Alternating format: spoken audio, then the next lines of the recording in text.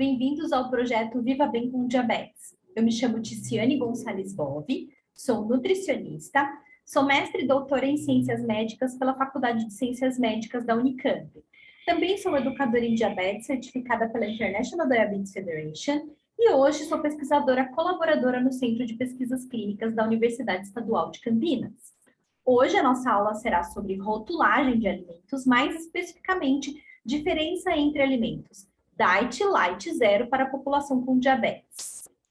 Bom, só para nós lembrarmos o que o diabetes é, nós já falamos na aula anterior, mas diabetes é caracterizado por uma doença onde eu tenho hiperglicemia. Essa hiperglicemia ela pode acontecer ou porque eu tenho uma deficiência na produção de insulina, que é a característica do paciente com diabetes tipo 1, então a célula beta-pancreática, que é onde a gente produz insulina, que é uma célula que está lá no meu pâncreas, deixa de produzir insulina e por conta de não ter insulina, que é o hormônio responsável por carregar a glicose dentro da célula, nós temos hiperglicemia, ou seja, não coloco a glicose dentro da célula, ela sobra e acaba ficando lá no meu sangue. Isso é o diabetes tipo 1. No diabetes tipo 2, acontece a resistência à ação da insulina, então a insulina ela é produzida, só que o organismo não entende a função dela corretamente. Então, a glicose não entra dentro da célula porque a insulina não faz o seu papel correto. E aí, se tem a glicose em excesso no sangue, a hiperglicemia, então o diagnóstico de diabetes tipo 2. Só para lembrarmos, os sintomas mais frequentes do diabetes são esses: o urinar com frequência, as infecções, o aumento de apetite, a sede excessiva, a falta de energia, a perda de peso, o cansaço e até mesmo a visão turva. Bom, mas de onde vem a glicose? Nós falamos na aula anterior sobre os grupos alimentares, nós devemos lembrar que o grupo que mais impacta a glicemia são os carboidratos, e esses carboidratos, eles podem vir, essas fontes de glicose e de carboidrato vêm de origem natural, como, por exemplo, a lactose, que é o açúcar do leite, a frutose, que é o açúcar das frutas, o mel, o melado, a rapadura, também são fontes naturais, a sacarose, que é o açúcar vindo da cana, por exemplo, o açúcar de coco e os amidos. Os amidos, lembrando que nós podemos obter através dos tubérculos, como a batata, a mandioca, através das farinhas, como, por exemplo, farinha de milho, farinha de mandioca, farinha de trigo. Mas também temos os açúcares de adição, que eles até podem vir de origem natural, mas eles são adicionados aos produtos ou para conferir um sabor mais doce ou até mesmo para melhorar a conservação desses alimentos.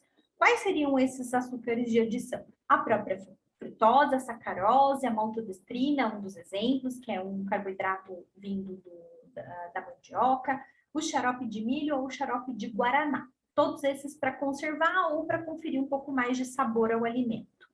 Bom, qual a quantidade de carboidratos mais adequada para consumir? Nós comentamos isso também na aula anterior, existe aí um equilíbrio entre o consumo de carboidratos, porque o carboidrato vem de diversos grupos alimentares. O importante é que esse carboidrato ele venha acompanhado de fibra ou de gordura ou de proteína, como comentado na aula anterior. Então, as fibras vindas dos vegetais, dos alimentos integrais, por exemplo, ou até mesmo a proteína e a gordura vinda do leite e derivados, né? A carne por si só não tem tanto carboidrato, mas ela pode ser convertida, como nós vimos na aula anterior. Mas aqui, quando o carboidrato ele está associado a algum outro grupo alimentar que faça com que a digestão dele seja um pouco mais lenta, nós conseguimos melhor controle glicêmico. Então, comer só carboidrato, por exemplo, pode elevar muito mais a glicemia do que eu comer um carboidrato, por exemplo, associado ou que ele tenha mais fibras ou que ele esteja associado à gordura e à proteína, por exemplo. Existe alguma forma de nós substituirmos principalmente os açúcares de adição? Sim, através do uso de adoçantes. E como que eu faço para ter uma quantidade de consumo de carboidrato adequada? Fazer o consumo adequado desses alimentos. Quando nós pensamos nos adoçantes, eles vieram para substituir o açúcar de adição. Então, nós vamos fazer um breve histórico aqui sobre os adoçantes. Os adoçantes surgiram na década de 90.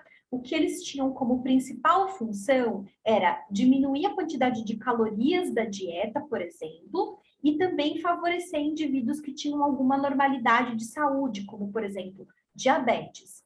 Então, o princípio básico, o conceito tecnológico desses alimentos, desses produtos com adição de de açúcar, era diminuir, com a adição de adoçante, era diminuir a quantidade de açúcar desses alimentos, uma vez que diminuir a quantidade de gordura era um pouco mais difícil. Aqui eu trouxe para vocês algumas alegações que são encontradas no mercado, porque nem sempre um produto ser diet, light ou zero significa que ele tenha redução de açúcar, por exemplo. Então, eu trouxe aqui um exemplo que é o sal light. Ele é um sal que ele tem uma quantidade reduzida de sódio. Então, não é que ele tenha uma redução de açúcar ou de calorias, ele tem uma redução de sódio. O leite condensado, por exemplo, light, ele não tem uma redução de açúcares, mas ele tem uma redução de gordura. Ele ainda leva adição de sacarose, que é o açúcar de adição, que vem da cana, mas ele tem uma redução de gordura. E nós temos os produtos zero. Esse produto zero aqui, que é um pudim, ele está reduzido em açúcares. Então, ele tem uma adição de adoçante para que haja uma menor adição de açúcar. Aqui também nós temos o leite condensado diet. Este produto tem uma quantidade de açúcar de adição mais controlada. Por isso que está descrito leite condensado para dietas com ingestão controlada de açúcares. Então, nós temos diversas alegações, não necessariamente que essa alegação de diet, light, zero, ela seja relacionada ao carboidrato.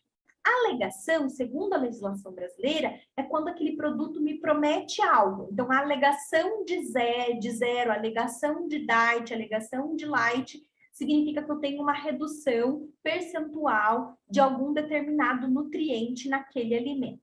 Bom, qual que é a alegação do produto diet, por exemplo? O produto diet, a alegação é de que ele tem uma redução total de um determinado componente quando comparado de algum componente que nós digamos de algum macronutriente, quando comparado, ou até de um micronutriente também, mas é redução de algum produto específico quando comparado à versão original. Então, nós podemos ter uma restrição de carboidrato, de gordura, de proteína, de sódio ou de algum componente específico, tá? Então, a gente tem esses exemplos que seriam os produtos diet. Então, por exemplo, refrigerante diet é uma redução de açúcar, bala, chiclete, diet, eu tenho uma redução de açúcar, por exemplo. Ou seja, esse alimento não levou adição de açúcar, mas sim de outros produtos que poderiam conferir um sabor doce, mas que não fossem sacarose. No caso do produto com alegação light, nós temos uma redução mínima de 25% de algum nutriente, como açúcar, gordura, gordura saturada, colesterol ao sódio, quando comparado à versão original. Então, por exemplo, um iogurte light, ele pode ter uma redução tanto de açúcar quanto de gordura quando comparado a uma versão convencional. Então, vamos pensar naquelas bebidas lácteas, que são aquelas de garrafinha. Então, nós temos a versão original, que é com gordura e com açúcar, e a versão light, que pode ser reduzida em açúcar, pode ser reduzida em gordura ou pode ser reduzido nos dois. Diferença entre diet e light é, no diet eu tenho uma redução total de um determinado nutriente e na versão light eu tenho uma redução mínima de 25%. Quando nós pensamos no zero, o zero ele não tem uma legislação específica para ele. Então, nós consideramos, e até é orientado, que o alimento zero deve ser encarado como o diet, ou seja, uma redução total de um determinado nutriente quando comparado à versão convencional. Então, ele pode ser zero em gordura, zero em açúcar. Então, é importante que o paciente com diabetes saiba que aquele alimento não teve uma adição de açúcar, ou ele não teve uma adição de gordura, ou foi retirada uma quantidade de gordura dele. Mas o fato dele não ter adição de açúcar não significa que ele não tenha carboidrato. É isso que nós vamos ver nos próximos slides. Então, só lembrando, diet zero eu tenho uma redução total de um determinado nutriente. Light eu tenho uma redução mínima de 25%, mas isso não significa que seja reduzido em açúcares, ele pode ser reduzido em gordura, em colesterol ou em um outro nutriente, por isso que a leitura do rótulo é tão importante.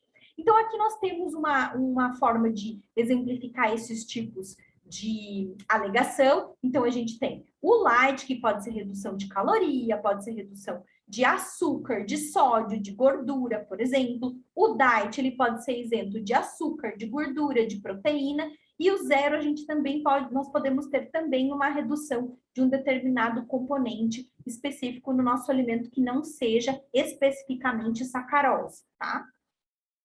O que é mais interessante de nós observarmos?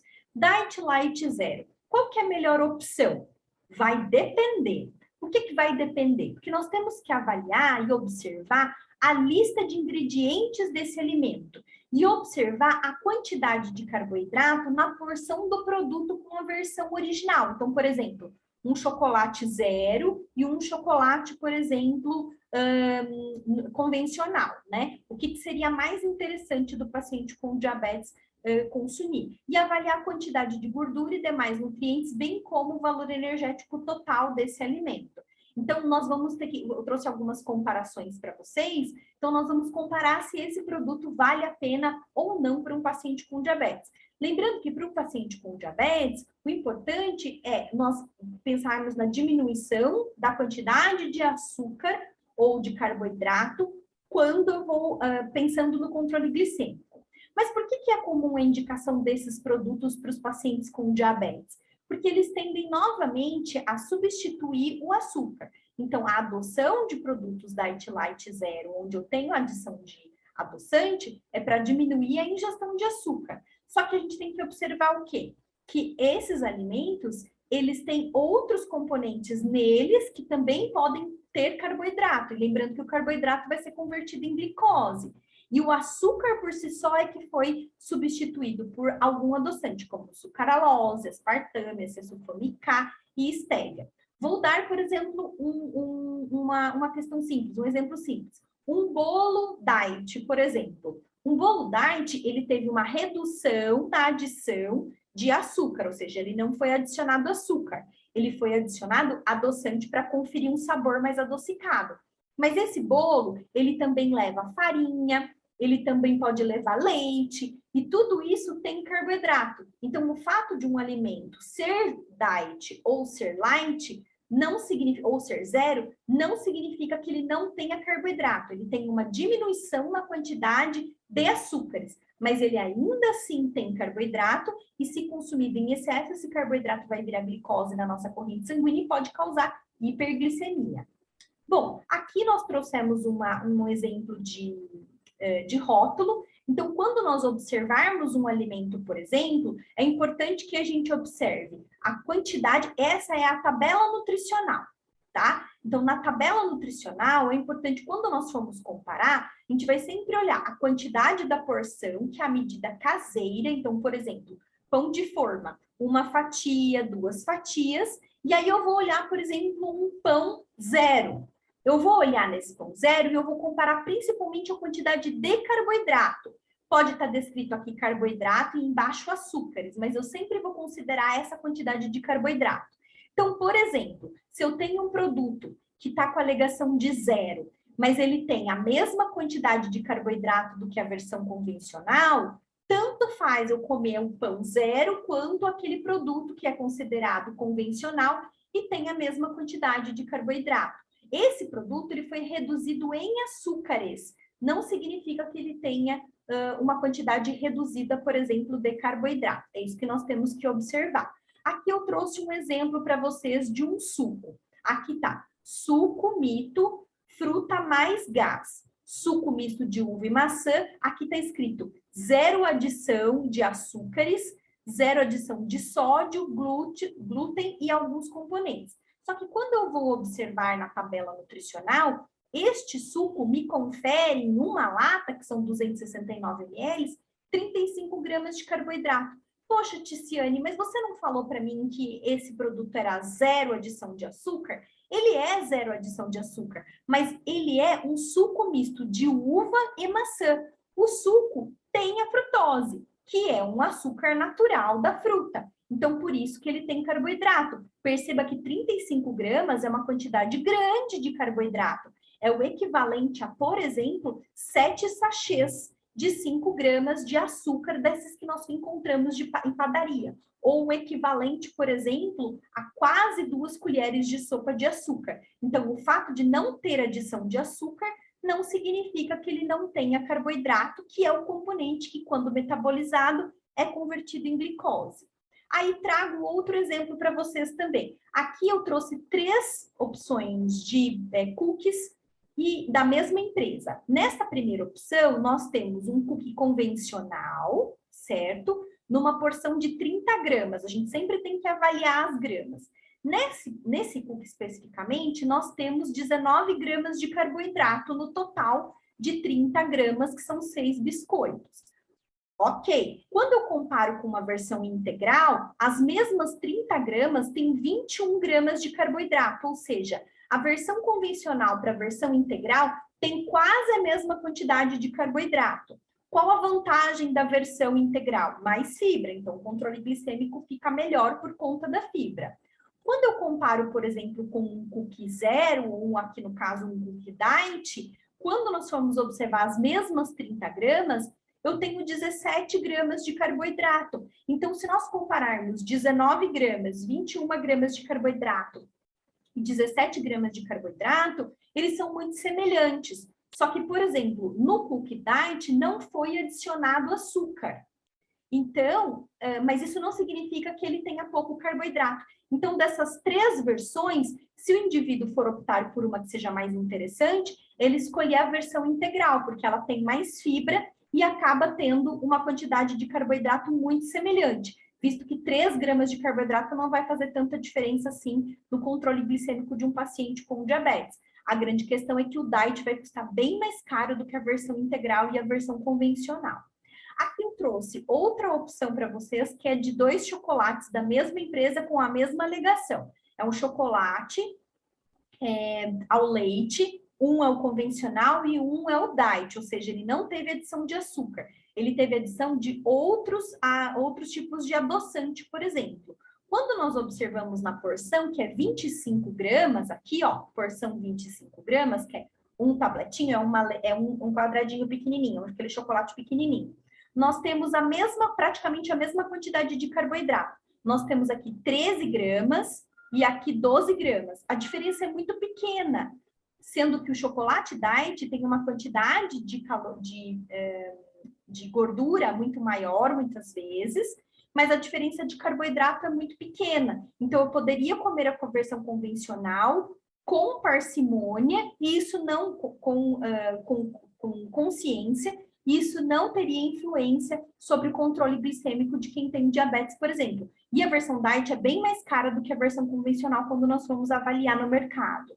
Aqui um outro exemplo também, aqui eu tenho uma paçoquinha diet e uma paçoquinha convencional. Na paçoquinha, que são 22 gramas, aqui muda só 2 gramas, mas basicamente a mesma porção, eu tenho 9,9 gramas de carboidrato na paçoquinha diet e 7,9 gramas de carboidrato na paçoquinha convencional. A paçoquinha diet é bem mais cara do que a paçoquinha convencional e ambas têm quase a mesma quantidade de carboidrato. Lembrando que o que é importante para o paciente com diabetes? Observar a quantidade de carboidrato do alimento, ver se essa quantidade é muito grande, aí ele deve consumir com moderação. Quando eu vou comparar produtos alimentícios muito semelhantes, como é o caso da paçoquinha aqui, e aí eu vou observar a diet, a versão convencional, e eu vejo que elas são muito parecidas, eu posso consumir a versão convencional. Então, eu sempre vou olhar na quantidade de carboidrato, porque a quantidade de carboidrato é que vai me fornecer a glicose, e aí sim, se consumido em excesso, eu posso ter hiperglicemia.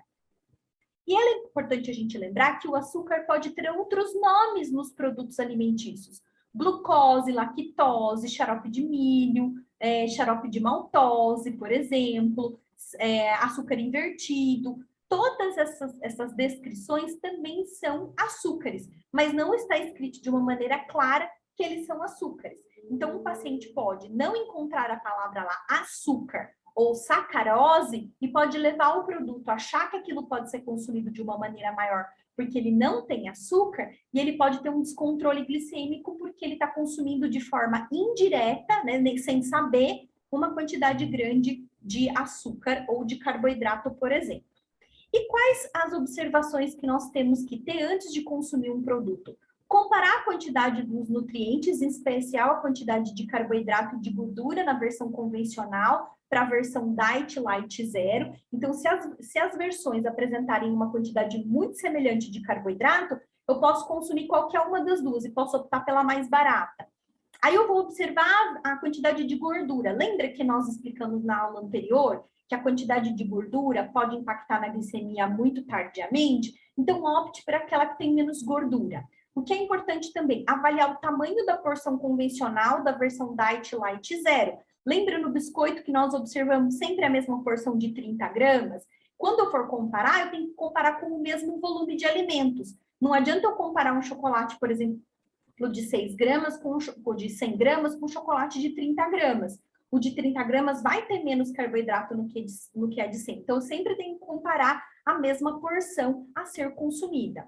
Sempre ler o rótulo para a gente identificar se vai ter algum produto, por exemplo, adicionado lá, ou um outro tipo de açúcar, que às vezes a gente não interpreta como sendo açúcar, mas é, como eu comentei no slide anterior. Preferir aqueles com a menor lista de ingredientes. Então, quando eu for comprar um produto alimentício, seja ele diet, light, zero ou convencional, eu sempre vou olhar na lista de ingredientes dele, que não é aquela tabela nutricional, é do que ele é feito. Quanto menor a lista de ingredientes, menos produtos artificiais tem naquele alimento, melhor para a nossa saúde. E consumir esse alimento com moderação. Porque se ele é consumido com moderação, a chance de eu consumir uma quantidade grande de carboidrato é menor, porque os produtos alimentícios em geral têm uma concentração de carboidrato e gordura, especialmente, muito grande. E preferir os alimentos in natura, porque neles nós sabemos que os alimentos eles são associados a fibras, a gorduras de boa qualidade, a proteína de boa qualidade, isso não vai impactar tanto a glicemia. Essas são as fontes para esta aula, espero que vocês tenham aproveitado. Muito obrigada pelo convite e ficam os meus contatos para possíveis dúvidas a respeito do mundo do diabetes. Até mais e fiquem atentos aos rótulos. Tchau, tchau!